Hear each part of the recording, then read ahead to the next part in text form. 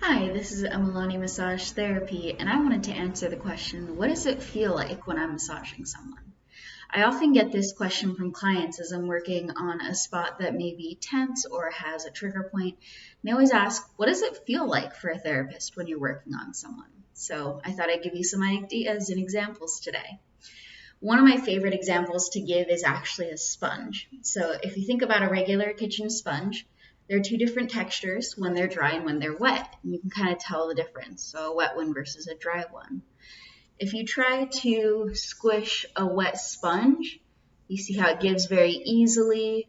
It's soft, it's easy to bend and move, and it doesn't have that much resistance, but it goes back to its original shape as soon as you let it go versus a hard sponge where when you compress it, it doesn't really compress very much because it's already tight and dense there.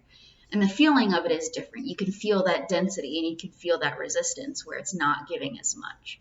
And sometimes what happens is that when you press on it hard enough, it stays in that deformed spot a little bit longer and it has that dip for a while. It takes longer to return to normal.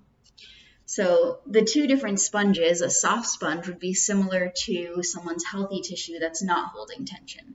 So if you're going over a muscle and it's pretty relaxed, it's not giving you a lot of resistance, you'll feel a lot like a wet sponge where you can move it easily, it doesn't resist as much, and it, returns to its natural position a lot easier versus if you have something that is tense, or if it is restricted because it's adhered to underlying structures, it can feel like a dry sponge because it doesn't want to move as much and it's not as easy to move. It's kind of stuck in place.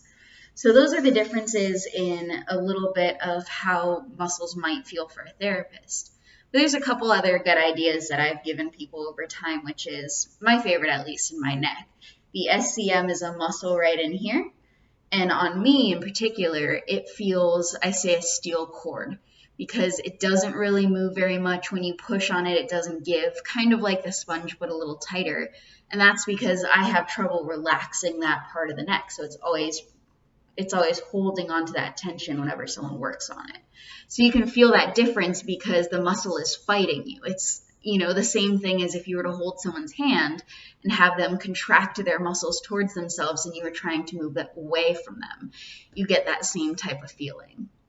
Another cool idea that I've learned in school, as well as just something that they teach us to try, is to take a piece of thread and use it in your phone book, though we don't have those much anymore. So you can pick a thin piece of paper, like an inexpensive lined sheet like this. You put that thread behind it, and you can feel over that paper until you feel where that thread is. And then you can add paper as you go. And if this is easy, you add another layer and see how many pages you can feel it through. You can also use like old young adult fiction because they're made out of very thin paper. And newspapers are close to it too, as well as like wrapping tissue paper, not the wrapping paper itself, but the tissue paper you put in a gift bag. And that can give you a feel for how fine your sense of touch is and how much of a structure you can sense underneath layers of skin and tissue, because it lets you know how many fine details you can feel. And in people, we don't feel all the ridges, even though like in this poster, they have a lot of grain and texture. We can't really feel that defined structural line, but we can feel the outlines of the muscles. We can feel what way that grain is going. So it's a little different than, a thread. We're not that fine when we're working on humans. But you can definitely feel the edges of different kinds of tissue layers and different muscle structures. Another good one I like to teach people about is using a rubber band, which also does well for teaching about tension and how it feels. If you've ever played with them as a kid, and everyone has, you can tell the difference between a relaxed rubber band. You get a lot of movement. It's easy and malleable. But when it's stretched, you get that resistance when you try to move it. You have it try to snap back to place. And it doesn't really want to move as easily as when it's soft and malleable and not holding any tension.